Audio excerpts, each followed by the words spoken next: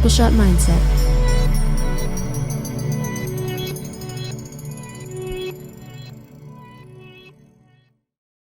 What was the song I was playing in the car? Faded by Alan Walker. By Alan Walker. Recommend. I listened to that on repeat at least 15, 20 times in the car last night driving back from Los Angeles. And it's not just a beautiful song. The way it vibrates into your soul, I think it's really cool. And the message, which I had to look up the lyrics of, resonate with me. So last night, just as you did, we both meditated to that song. Yep. You did the Arabic version, Yes. I did the English version, Yes. which is weird because I should have done the Arabic, you should have done the English. But you showed me the Arabic, Right. and I was already very familiar with the English version. Yeah. So I meditated with that on repeat for like 3 or 4 Cycles. And it was really moving. Like I think when I do it with Pedro, by the way, Pedro is my amethyst crystal that Amanda gave me. That now he's my little best friend. We go to amusement parks together. We have tacos, and we meditate together. He's a cheap date too. He is. Doesn't eat much. But this morning, I was sitting on the toilet. Right. I know I'm just describing what Keep went it real, down. man. Keep it real. And you know how they say you are a physical being having a spiritual experience, and some people say, no, you're a spirit having a physical experience. This morning, I finally understood what that meant, because I realized I'm a spirit having a physical experience. And as much as I like the world to know how great that feels, I think it's something that everyone has to discover on their own. And so this morning when I was sitting on the John and I was thinking about my life, I saw myself as a physical being in a secondary form. And first and foremost is my spirit. And all of a sudden, everything that I was aiming to have physically and on a surface level, it lost a lot of its worth overnight. So when I was like, for example, a few weeks ago, I'm like, well, I need a $2.5 million house. I need a Bugatti. I need this and that. This morning, I'm like, why? Why do I need that? And I came to the realization that my soul is here for a purpose. And the more I give my ego and my head and my mind and my physical wants, not all physical wants, some physical wants, more weight than what I'm being called and pulled to do, is throwing me off track. And it's playing with my head, it's playing with my purpose, it's playing with all those things. So this morning, when I was having that thought, I got teary-eyed because it was such a big change in my consciousness. I've told you guys about the dreams I've had lately involving a certain person. I've had experiences with what people would call paranormal. This Pedro guy, one of them. And the more you do that, not that I'm veering off into the hocus pocus voodoo life, I think there should be a balance between, because we're in a physical world for a reason. We have to experience it as a physical being. But I also believe that a 50-50 life, 50% being spiritual, 50% being physical, is what would serve me best. And some people do 100% of one or 100% of the other. And I think, to each their own, whatever they're comfortable with. But I think for me, having been on both sides or leaning one side and then leaning the other side, I think understanding yourself as being a spirit, first and foremost, in this pile of meat and potatoes, it puts things in perspective. And I've talked to you, I've talked to friends who are spiritual. And when I talk to them, it's gratifying to know that a lot of them share the same experiences and ideas that I do. And the second they go from having awareness as to what is driving their life, is it their ego, is it their spirit, and they lean on the spirit side a little bit more, I think that's when you have more doors open to you, more opportunities aligned with you, more people come to your life that you're aligned with, versus trying to push a narrative that your mind thinks has to be. I'm opening it up to the... Go ahead, clap, both of you. Victory! Okay, there's a documentary I saw on YouTube. It was somebody in the audience with a VHS camera was taping something in the 90s. A speaker was speaking to a group of 100 people. He had slides and everything. This goes into the hocus pocus kind of, but not really. And it was a story about a man who came in contact with beings over the course of years. And he would have communication with them, talk about life. And it's a really long presentation. It was 2 hours. Lots of interesting things too. And I can't find it anymore, by the way. It's no longer on YouTube. They're removing it. But one thing that I took from that is like in communicating with the other beings, he was told that in the earlier days where there was no such thing as an internet, no such thing as comparing yourself too much to other people, what you have, what you don't have, your soul had a faster time of evolving and going to the next level. Whereas nowadays, people are committing suicide because they don't look as good as the other girl on Instagram. The quality, in his words, the quality of the souls is not as refined as they used to be that would come into this world. So when you say we have to experience this life on both sides, physical and spiritual, I think the problem with the world today is too much physical, too much attention on looks, on what I have, look what I have, what you don't have. And that's where we all, if we don't have it and we can't get to where we want it to, we go into depression. Because there's nothing of value, significance inside of us, aka soul, with a bigger purpose, with a bigger sense of accomplishment that takes over, says, you know what, no, that shit doesn't matter. This is your path. You're actually on the right path. Just be happy for who you are. Be happy for the people that have more than you. Be happy for the people who think they're more attractive than you. You don't have to compete.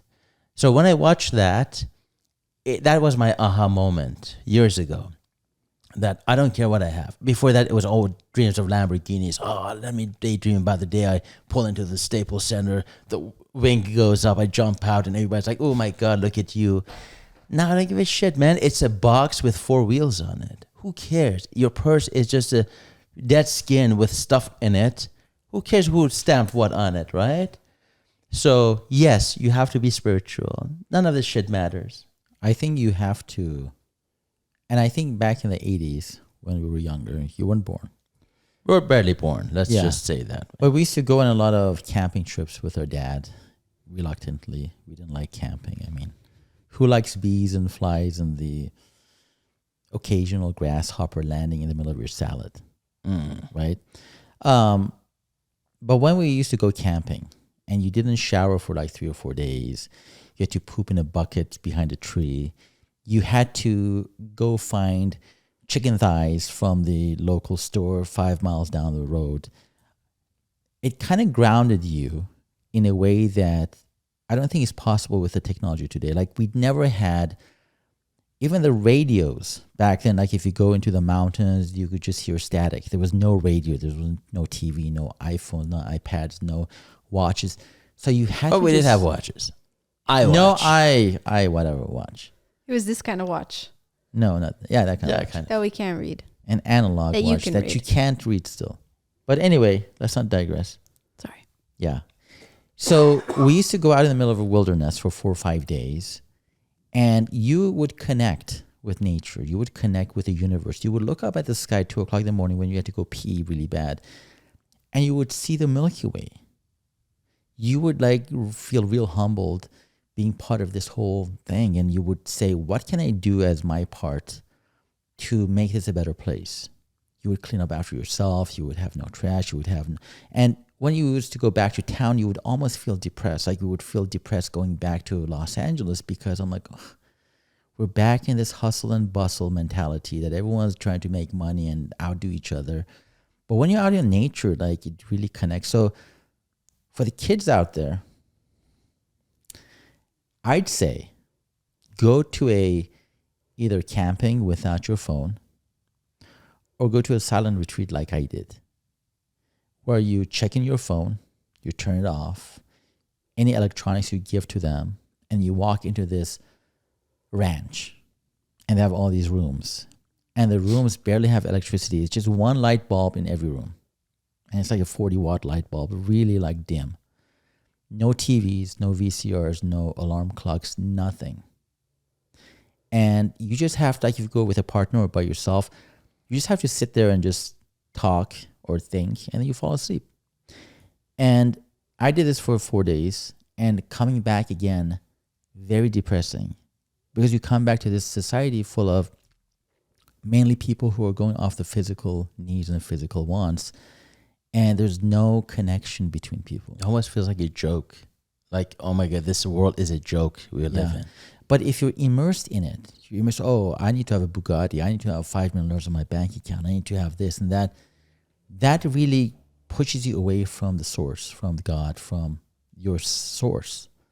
And I think that's a very, very dangerous habit to get into. I'm gonna be John Lennon for a second. Okay, imagine there was no money. Who would be better than somebody else? Like, based on what? Yeah. I think back then, when we didn't have electricity in Iran, or we had it, but they would it. cut it because the fighter planes were coming and they wanted to make their city dark. Even beyond that, like let's say our grandparents, Yeah. great grandparents, like they didn't have lights, they didn't have electricity, they didn't have any of the stuff. So when the sun went down, they had to deal with the rhythms of nature, right? They were in tune with Mother Earth. They knew walking barefoot on soil had its benefits. They knew that human-to-human connection was great. They didn't have the, let me swipe left on these women on my whatever, or right on. Like, there was just one choice. They had a woman in their life. They made it work. They had one house. They made it work. They had one property. They made it work. They had one car. They made it work.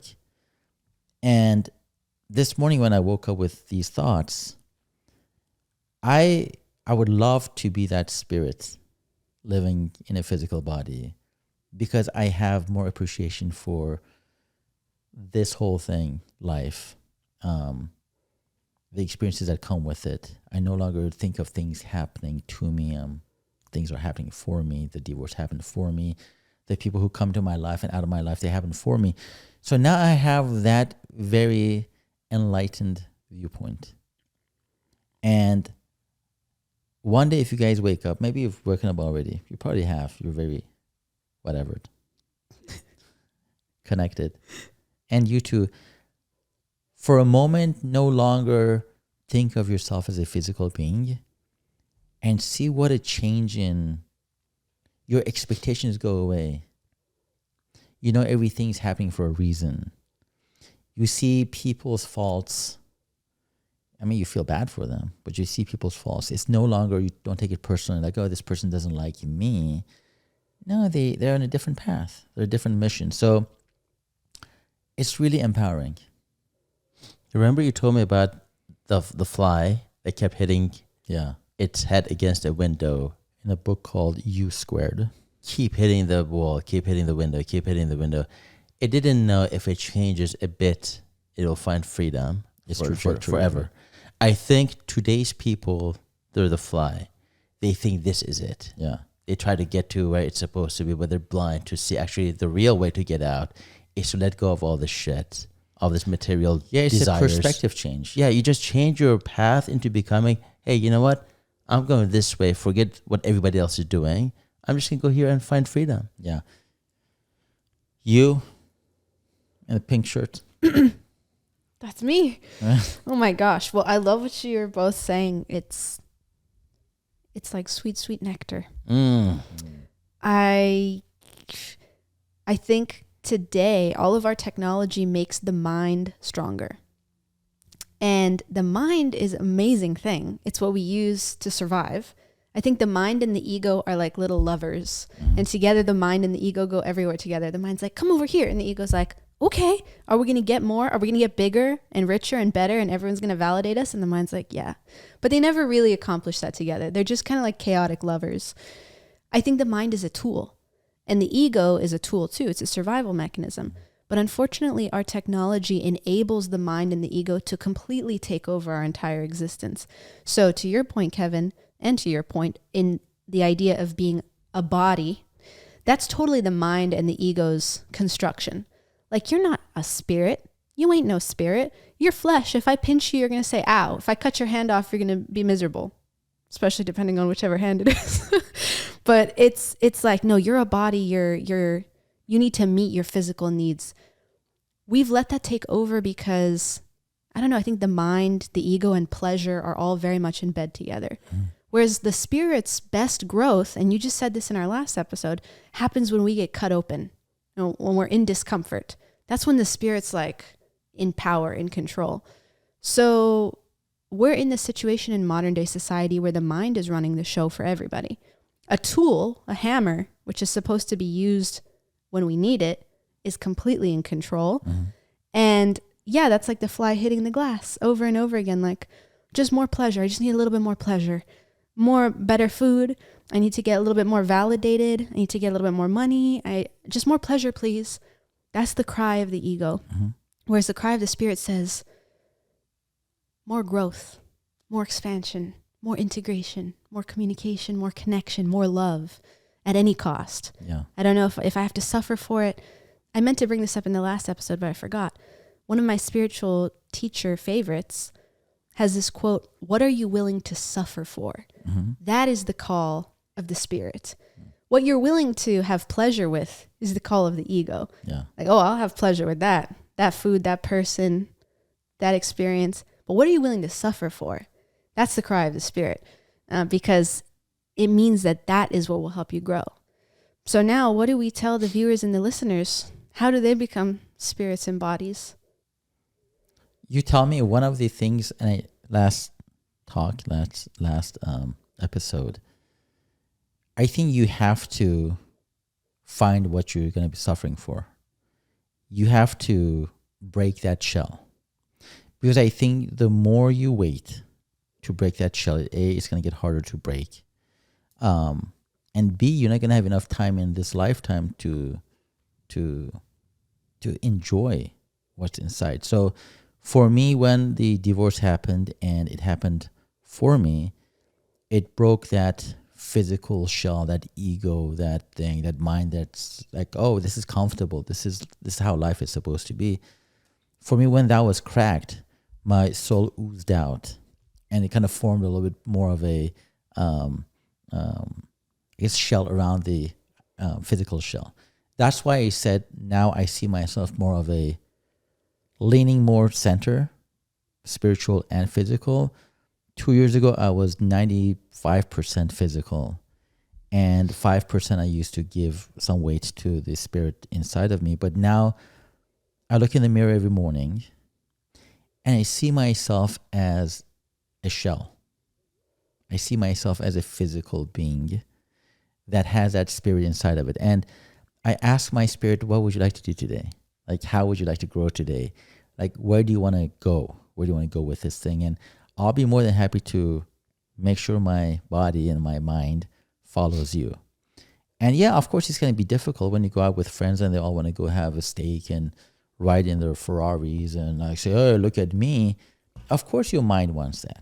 Of course, your mind wants to be part of that. And I think you get acceptance and validation from other people saying, oh, wow, look at you. You made it. But no one tells you you've made it if you show them your spiritual side.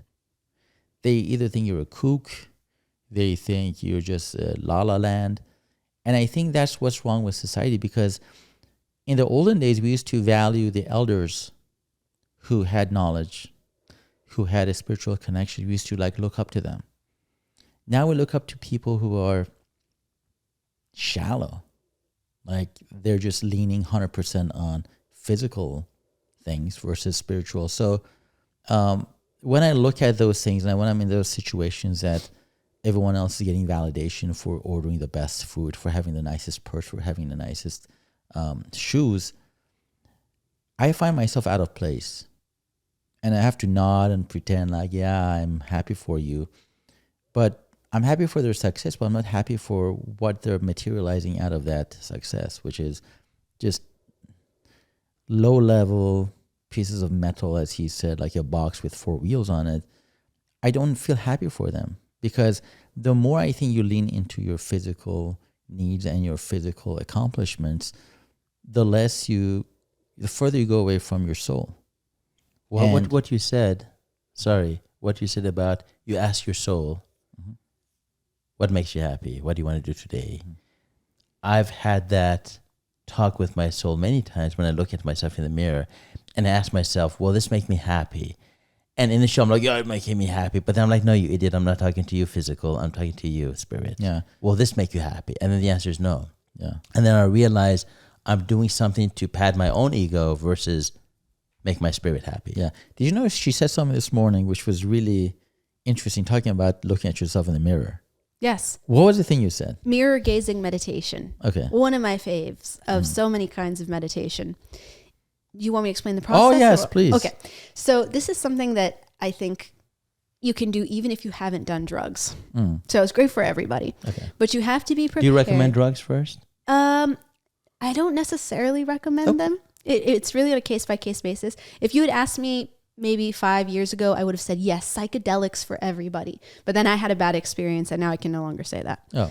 Not for everybody. It's got to be guided, and the intention's there, and you've got to know your background as far as your own, I guess, psychological health and the possibility of psychosis, and is there bipolar disorder in your background? There's a lot of things to consider.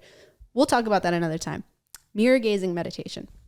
So it has come to your attention years ago probably, but now a lot now, that your ego is a different part of your consciousness than your spirit, you might say. Different gradient. One is super dense and wants a lot of physical validation and pleasure, and the other is more like air or ether, lightweight, and it wants a deeper satisfaction that you can't necessarily explain with words, but every cell of your body tingles and feels alive when you're aligned with that. And I think they're both equally important. With mirror gazing meditation, what you're doing is looking directly at the ego with your spirit. So what you do is you sit in front of a mirror that has plenty of space for you to see your face, and ideally in a comfortable position that you can sustain for at least 10 minutes. Although I would say 30 is a good place for some real interesting results. You set an intention, and that intention can be anything you like. But for me, the intention is, I just want to see the objective truth. I want to see clearly, and I want to see what's real and what's fake. And as you sit there in front of that mirror, you gaze either at the space right between your eyebrows, right above the bridge of your nose, or you look into your left eye's reflection in the mirror, which is different than when you look into someone's left eye across from you, because in a mirror it's flipped. So you stare at that gently and you just wait. And ideally you have the lighting in the room a little bit lower. You don't want super bright fluorescent lighting. Now what begins to happen without fail is around the 5-minute mark, your face starts to change and your brain begins to hallucinate. And this is one of the yogis' favorite ways for breaking people's egoic barrier, because when people see things with their own eyes, it's shocking. It can be very scary. You have to be mentally prepared. But when you look into the universe so hard with attention and focus and intention, it can't hide the secrets from you. It will reveal. So what happens to me during these meditations typically is I'll see like the face of my mother first. And I don't mean I'll see it like imagine it. I mean your face changes. You literally see it. You literally see it.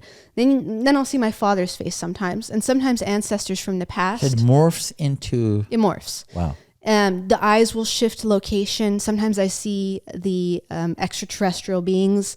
I see myself in other lives, have not yet lived or have lived already. And I remember the first time I did it, I was so scared I started praying. I snapped out of it immediately. This was a long time ago. And I was like, oh God, Jesus, please. Right back into Christian programming. I was like, cast out the demons and I don't want it. And God forgive me. And then later I got bold to try again. And every progressive time that I did it, I was just like, oh, I need to do this because it reminds me, as you said, that this body is very temporal. It's very transient. It's very changing. It's not solid at all. What we are is an amalgamation of so many energies at one time. And when you see it with your own eyes, it can create great spiritual awakenings in that your ego automatically becomes very small. It's like, oh no, she knows. She knows that we're more than the truth. This. Yeah. Wait a minute. So before you go on, which one gives you more of a vision? Looking at the third eye or looking at the left eye? It depends. If I look into the left eye or the right eye, you can do the right eye too. Do what you're drawn to first. With the eyes, I usually see a lot of physical changes in the face. With the third eye, it's more like visions. You might get taken out of the mirror completely. It might just go all blurry in front of you and you start seeing visions of other things. But it just depends on how long you sit, how patient you are. Put some music on in the background if you're not a regular meditator, because music in the background can occupy the prefrontal cortex of your brain, which will try to distract you from the experience. So if you occupy that part, it's like you're bypassing and you can go straight into the experience with less mental chatter. And it's just a fantastic experience. I really recommend it for what you're saying, which is remembering that you're more than Amanda, 30 years old from Bellflower. Yeah. You're over 30. 31, you're over. 35, So, 40. Well, she was saying that, correct me if I'm wrong, you were saying if you're more of a person with thoughts or reasons, your right eye is more powerful. Yes. Is that what you said? Yes. Your right eye tends to see the material egoic realm more strongly. It's connected to your left brain, which is all about logical reasoning. Your left eye is connected to the right brain, which is about abstract undercurrents, subtlety, gray area. So you said wait. The fact that my left eye is shot, I have very poor vision out of my left eye. Yes. Like, I'm glad first of all you said look at your left eye because my right eye works better. So that's a good thing. So is there significance to that? No bad vision in this eye, good vision in this eye? Like on a spiritual realm, on a bigger picture? In the spiritual realm, everything is significant and nothing is significant. They cancel each other out. So don't take it so seriously that you make it gospel, but consider the possibility that if the physical is a metaphor, it is symbolic of energies that are happening in places that we can't see, then yes, to answer your question, any ailment, illness, or imbalance, and I don't even like to call it that, any aberration from the norm, because for some people, not having sight is a gift. Not having hearing is a gift. It's not like a curse or a disease. They just perceive the world differently. So I don't want to put that on you. Yes, your left eye is shot, but that's what you said, your left eye. Yeah. But that's not a failing. What a psychic person or a healer might say to you is, oh, your left eye is shot because maybe the spiritual truths that the left eye perceives were too hard to see. So close it down. Interesting. Let me ask you a question about this mirror gazing thing. Yes. So you said after 5 minutes or so, things are going to start appearing. Mm-hmm. Maybe even sooner than that. I've never looked at myself in the mirror for more than like 2 minutes. I don't think anyone has. A lot of people have. Oh, women do. Yeah, but they're plucking an eyebrow. They're not like, and they're it's like an activity. It's an activity. It's an activity. But for you to actually sit in front of a mirror, and I've seen things on YouTube now, paranormal stuff that if there's like you look at a mirror, one behind you, one in front of you, eventually, and if you videotape it on a high rate of speed with the shutter speed and all that, sometimes you see things coming in and out. Like you see a spirit coming in and coming out, which is fascinating by itself. But I've never Like I look in the mirror, I say, "What the f are you doing, dude? Like, let's lean into the spiritual side." But if I start doing that tonight, let's say tonight I get bored, Yeah. and I go sit in front of my mirror and I play a song in the background, the song I was listening to. Do you have to? You said don't play a song, right? I said do. Do. Okay. So that the mind that's trying to like take you away, like it's busy. occupied. Don't you start thinking about like the lyrics and like, oh yeah, okay. Then don't do a lyric. Do it just a regular song. Okay. Do what works for you. These are not all one size Yeah. fits all necessarily. So let's say after 5 minutes, I start seeing my face shift into the shape of me 80 years from now. Wow, I'd like to see that. Yeah. Okay. 40 years from now. Or I see myself being a kid again, or I see an alien, or I see another past life face. At what point do you start looking away? Like, I know it can be scary for some people. It could be weird, if anything. Let's say I'm doing it and I'm all alone at home, just it's me and Pedro sitting around. Yeah. At which point do I look away? And do I want to look away? Or do I look at it and after a while it just fades out? First, set an intention. Maybe the intention is, I just want to see clearly. Set an intention for protection too. Okay. Guides, angels, whatever you believe in, universe, spirit, God, protect me. The protection is not because the demon's going to roll in and possess you. Okay. The protection is for your own ego. Because once again, the part that becomes afraid is Amanda, 30 years old, who's like, I don't want to see this. I'm not anybody else. What if I change? What if I change in the reflection and then when I come back, I'm some new person? I don't want to, it's a whole overwhelming thing. The protection is, please protect my ego from fear and give me the courage to see. If things start to shift and you don't like it, you immediately, you don't even have to look away. Just you like snap your gaze back. What you're doing is you're putting yourself in a trance. And to get out of it, you snap yourself out of the trance. Yeah. So you just move, change your position, hit your cheek, And it's done. look away. It's over. You snapped out of it. You're right back into the matrix that you're so used to and comfortable in. And can I just say one? Please, can I say one please. thing? I'm so sorry. I just want to say, video cameras. It always cracks me up when people want to catch ghosts and spirits on the video camera because we already have the most attuned instrument available for catching the paranormal, and it's our bodies. Your body is a paranormal spirit ghost machine. It is. If you stare into this mirror, you're going to see things. That I guarantee. Like, anyway, back to you. Well, now that you bring that Are you up, going to do it tonight? Now I that want you to do it bring that- tonight. Do you want to do it tonight? hold on. Now that you bring this up about us being the best instrument, I respect that a lot. But there's a part of me always thinks, like a dog whistle. We don't hear it. We are the best machine. There are, I believe, things, or we don't see like ultraviolet. Yeah. There Or are things we infrared. may not be equipped with the equipment we've been given that's strong enough to tune into that frequency. And that's why I think in some ways, cameras with like a IR, infrared sensor, may be able to see things that we just can't. So I give that a little bit of, although I agree with you, I also think that there may be things that we don't have the gift of seeing yet, based on the equipment we've been gifted, that may be seeing here and there and giving us more opportunities to see things.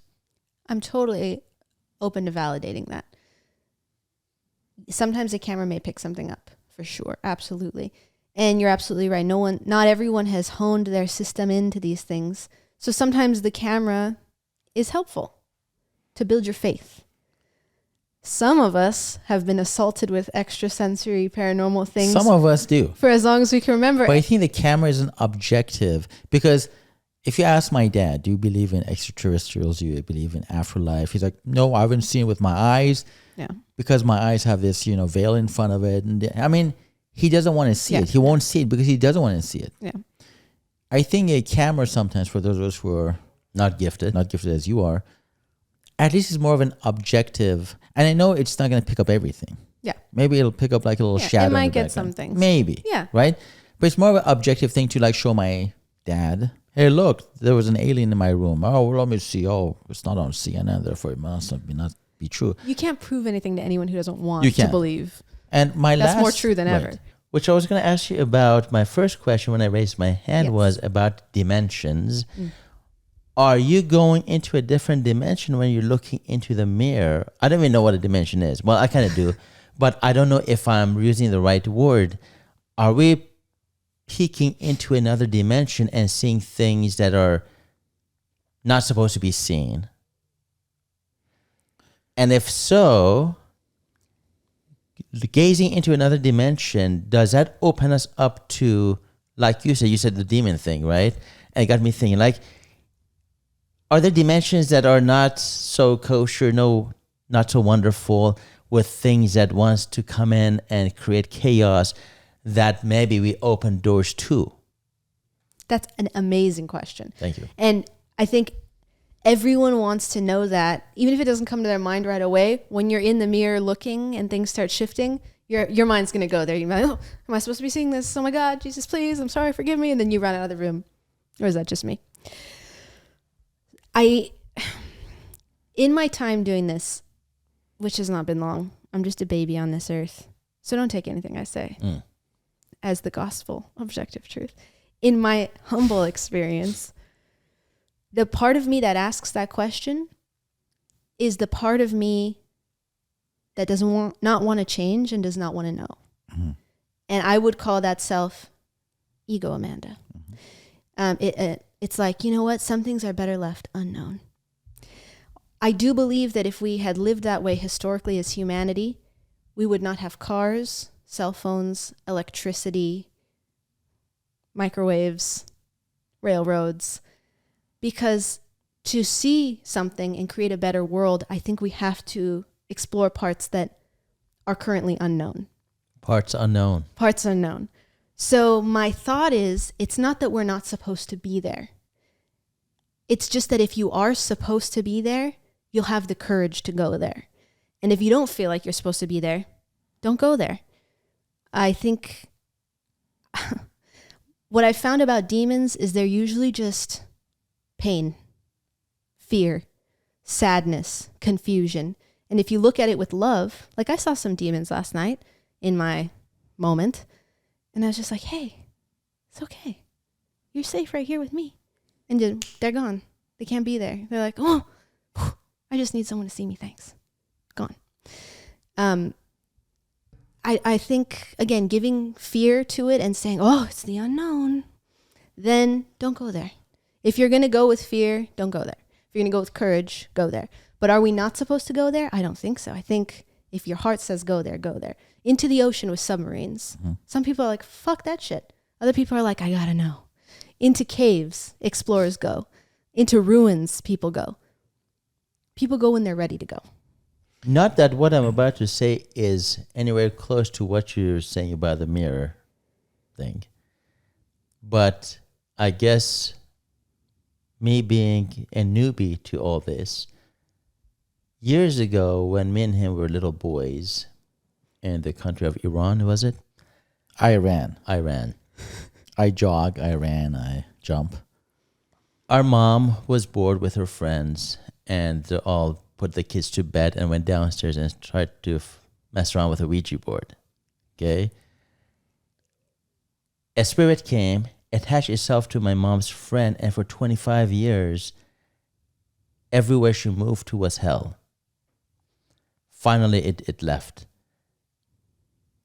My question, I guess, in a very simpleton way is, are we opening anything that could possibly be harmful? Pandora's box. Yeah. That you wish, you know what? I know what you're saying about the ego and seeing that and saying, you know what, if I'm not ready for that. Yeah. But besides who you are there other forces that can come in and wreak havoc on your life moving forward? And you say, you know what, it wasn't worth it. I think it depends a lot on intention, first and foremost. People who play, this is why I stay away from witchcraft. People who play with these forces either to gain power or because they're bored. You open yourself up to spirits with the same vibration who would like to gain power or who are bored. It's match made in heaven. So intention is a big part of it. Can you attract an evil spirit? Absolutely. If you walk into a bad part of the neighborhood, unprepared for no good reason in the middle of the night just to see what happens, could you get mugged? You better believe it. So I think intention plays a large part in it. Doing it carefully. Can something bad happen? Absolutely. I suppose it could. That's why the preparation, the intention, the care is so important. Just like you would do anything in your life. You're a cautious, sensible, intelligent person. I don't see you to take a crazy risk and do something for the heck of it. So when you say ask for protection, does it also make sense to ask for protection from anything else that could go wrong and attracting negativity into your life? Yes, if that's something that you feel in your heart you need to have to be at peace in this experience, basically you need to ask for whatever you're going to need in order to be at peace in this experience. For some people, especially those who have seen the dark side of the spiritual world and have been scared by it, and it can be scary. I'm not saying like, oh, you're scared by it, you're a weakling. No, life is scary and so is the spiritual world. Everything is scary. To ask for protection from demons, wandering spirits, ghosts, etc. is very wise because that puts your mind at ease. And your mind is the part that has the fear. For your spirit, though, your spirit is at one with this stuff all the time. You walk down the street or drive down the highway and you're blowing through scenes where people have been murdered by drunk drivers. When you walk down the road, you're bumping into other people's spirit guides. Your spirit handles that all day, every day. It's not scared. So whatever you need to do to ease your mind is what you need to do to prepare for this experience. And if ultimately you have this foreboding feeling of fear before you do it, don't do it. Don't do it until you're ready, until you can't stand not knowing anymore. So I've had many experiences with the other side. And I know my mom wants to protect me and says, please don't go there. Don't meditate so much. Kevin even told me, you're meditating too much. Calm down the meditation, man. I know where they're coming from because their ego, they're like they care about worst case scenarios. And I think if you go into anything with that, that's what you're going to attract. If I go into a relationship thinking she's going to cheat on me, she's going to cheat on me, right? So I go into it with pure intentions, like I want to go in there just like to be enlightened and come back. So when I started meditating with this little guy, I remember I told my brother one night, this was like 2 weeks ago, I said, hey, I meditated with Pedro, my little, hey, come back here, with my little friend. And I put this on my third eye and I do a kind of a sitting, laying down kind of a thing, meditation. And I mean, I've seen things before in that house. I've seen things in the corner of my eye. I've woken up to lights in the trees at 3 a.m. with aliens coming in and out. Really weird stuff. And I think at that point, my ex-wife, we were still married, she attracted a lot of those things because she was open to it more than I was. But when I went home 2 weeks ago and I put this on my head and I started meditating, I went into a place outside my body.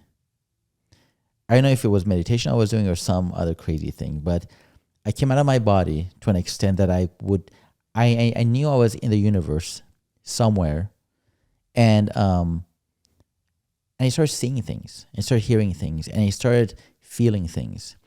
And I told myself, is this real or is it not real? And I told myself, whoever is out there, if it's God, if it's my spirit guide or whatever, show me a sign, right? Because to me, it was all just like either a pigment of my imagination or like I was just hoping for something. And I said to whoever was out there, I said, if you're real, if this whole thing is literally out here, I want you to make a noise on the right side of my bed where my nightstand is. I want the noise not to be just a little click or a little clack. Could be like, the walls are getting cold or whatever. I want it to be distinctive, undeniable sign that something's out there. And within 10 seconds, the drawer handle, because the drawer handle from the outside is like a little metallic bump, and from the inside you screw it in. Mm-hmm. That thing fell to the ground. A second later, the screw fell inside the drawer. A second later, the washer and the spacer fell down.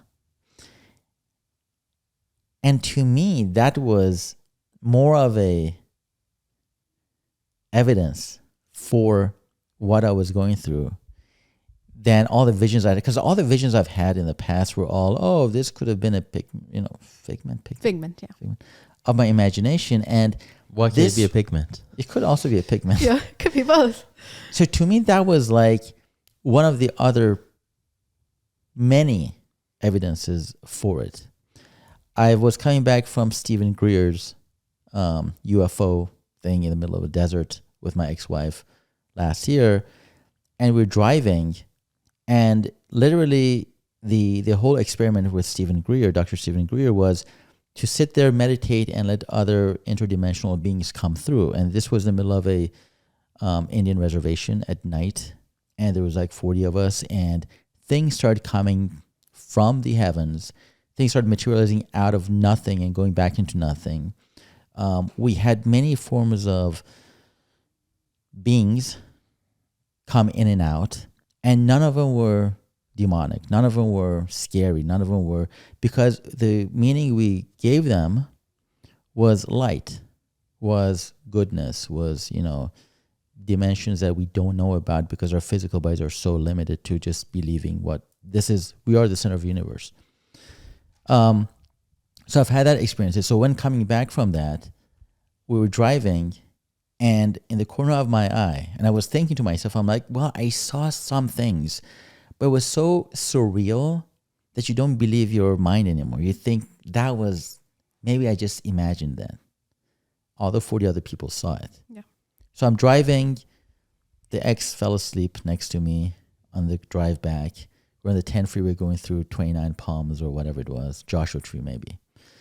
And I see this turquoise light outside my window about 100 yards out, just floating. And I thought maybe it's a reflection of a light from inside the car hitting the window, and I just see something. And I rolled down the window. It was really cold, and I still saw it. I'm like, what is that? So I kept on looking at it, and it's a turquoise disc-shaped object just moving with a car.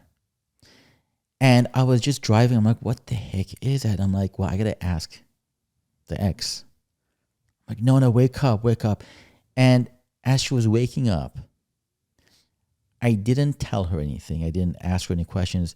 As she was waking up, she's like, they're here for you. They just want you to see them. And she went back to sleep. I'm like, what the heck? So I'm like, wake up. She's like, what? I'm like, you just said they're here for you. She's like, no, I didn't. I'm like, yes, you did.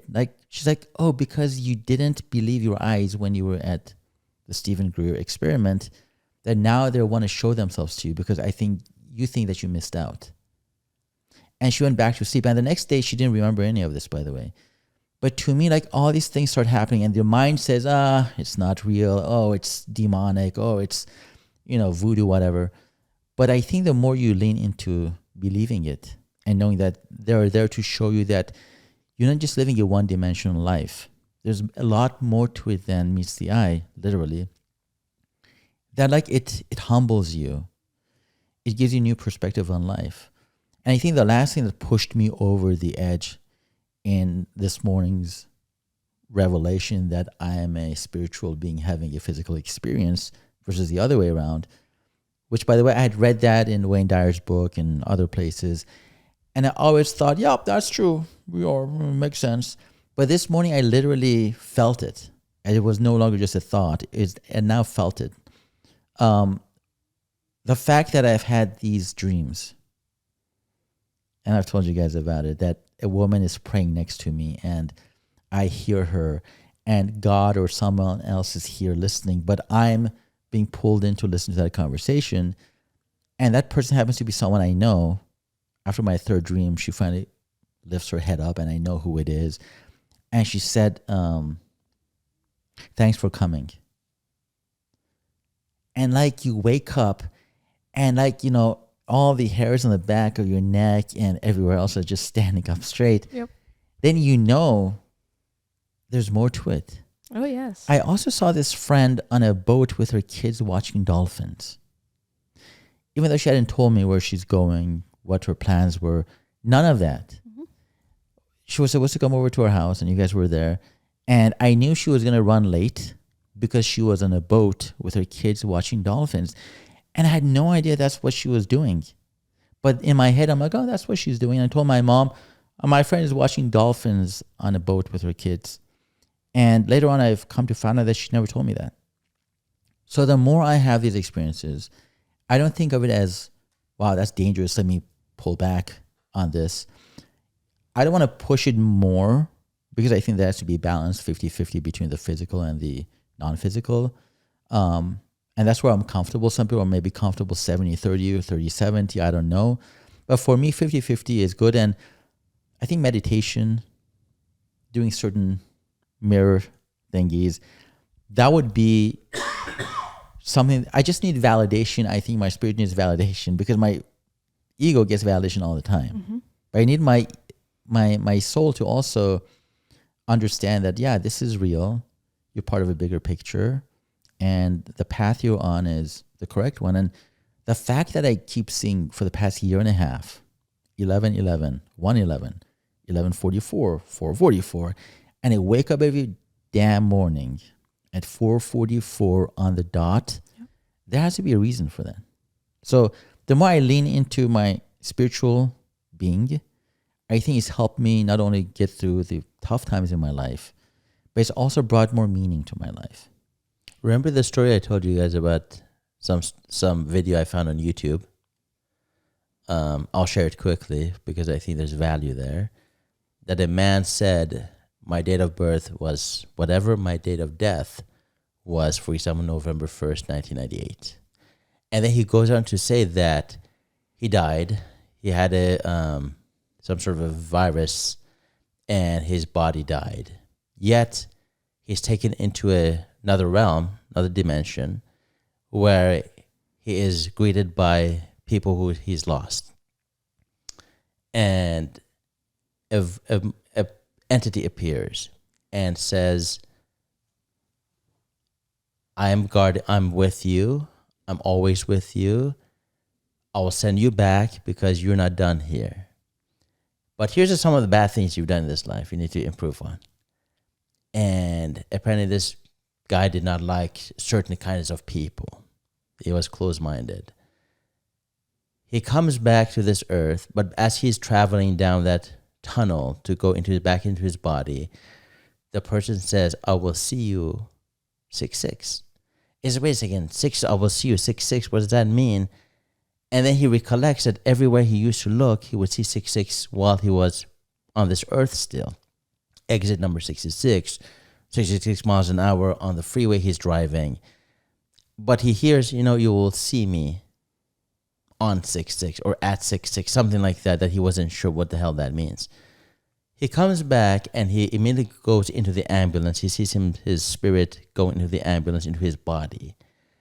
And the gentleman who is helping him, resuscitating him, he's glowing as if, don't give up on this guy, try your best because there's a chance he's going to come back too.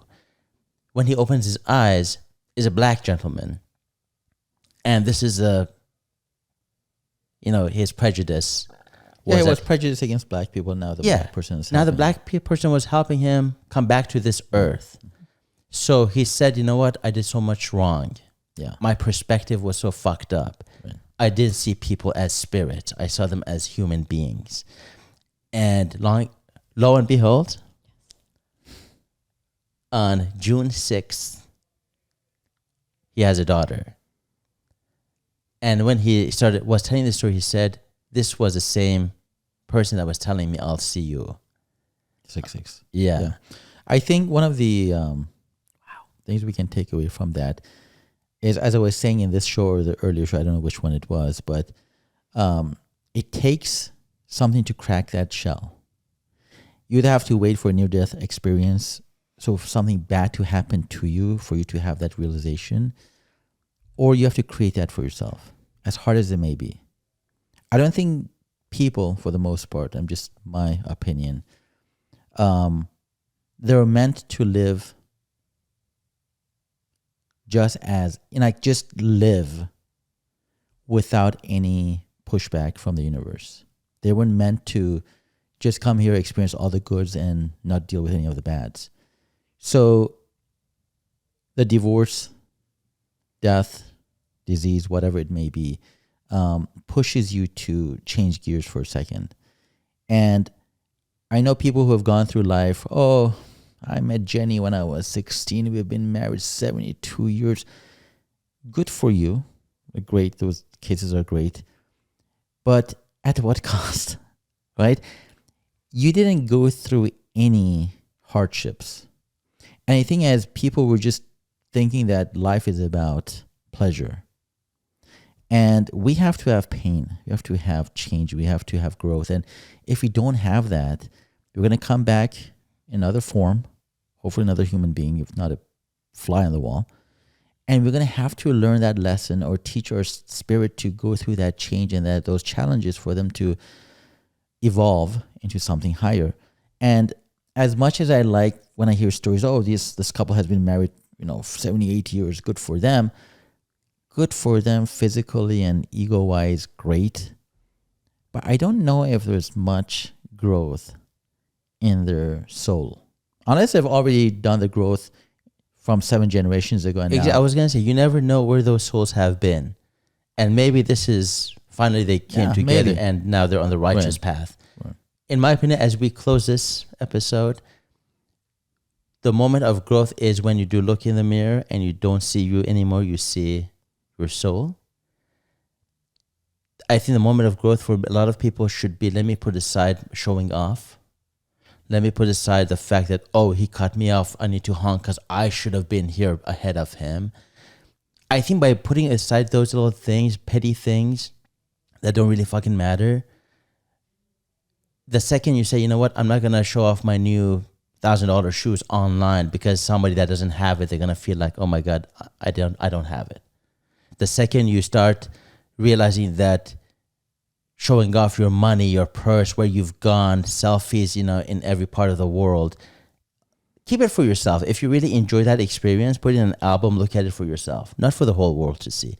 I think that's a sign of growth. That's definitely a sign of growth. But I don't think it is growth by itself. No, I'm just saying there's so many things you can do along the way to detach yourself from your ego. But I think if something, let's say a woman who's putting Fendi shoes online every day, or her food, like, oh, I'm eating a filet mignon again for the 200th day in a row. I think if you have to consciously put that in a separate album for yourself to see, you still have that desire to satisfy your ego. I bet you, if you stop posting, if you stop showing, if somebody said there's a rule, but that doesn't you make, can no longer drive your Bugatti, drive a regular, car. At some point, you're like, then why the fuck am I trying so hard? You may say that, but a lot of people will find another way to show it off, right? I'm saying that is just like, that's a symptom of someone who doesn't have growth, right? Even if you stop them from showing off their Bugatti online, they're going to go in the garage and look at it and take selfies for their own self. It is a symptom of growth if you stop doing that. But I think growth, to the core, you have to change your perspective to a point, or it has to shift 180 degrees. So now you don't even think about your Bugatti. You don't even think of social media. You don't even think of that. So I do agree that is the beginning of those little things are good and everything. I think they show that you're growing. But I think a lot of people will think, oh, if I just do these little tweaks, I'm good. No, not at all. You still have to go through something. Internally, you have to change. Your whole trajectory has to change. But is anyone brave enough to do that on their own? And 99% of the people won't change on their own. They're going to wait for something to happen to them, for that to start happening. maybe you can say, okay, I'm going to be a better dad. Maybe I'll be more present. But unless, God forbid, something happens to you or your daughter that you're like, oh, shoot, this life is limited and I have to spend more time and I want to spend more time. Those little things, those little patterns, changes may not last forever. But if you like crack your shell and reinvent yourself in a different way, those effects are going to last forever. 100%. I was saying, if you take an audience away from somebody with an ego, at some point there's no tribe they can preach to. Remember, nobody they can show what things to. Remember the guy whose name started with P? You know why this P guy had an ego? Because he had an entourage. Because he drove those cars and everybody looked at him. But I bet if you took away that entourage away from him, he still hasn't had that. Even though his brother passed away, to me that would have been like an eye-opening thing. He leaned more into ego than spirit, right? It wasn't enough of a crack for him, right? So I think as much as the audience matters, you can still go inside your 7-car garage and say, yeah, I love it. It's still, you're your own audience. Like your ego feeds upon itself. So I think by having a big ass crack in your armor, let's say his house burns down and his mom dies of cancer. His brother passed away from cancer, and that never changed him. But there has to be a bigger. Maybe somebody should whack him in the head. But if that happens, then the church change is going to be more permanent. And I always say I'd rather have the changes on my own terms than have it happen to me, because then I don't have control over it. But in some ways, it's great because it's like someone pulling off a Band-Aid off of you and you don't know when they're going to do it. You just do it. Don't even count down 3, 2, 1.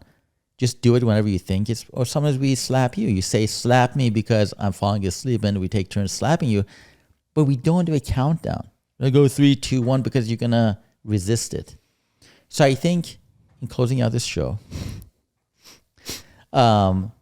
we have to be either pushing for that big, massive change like my ex-wife did, or we have to be ready for however way that change is going to come.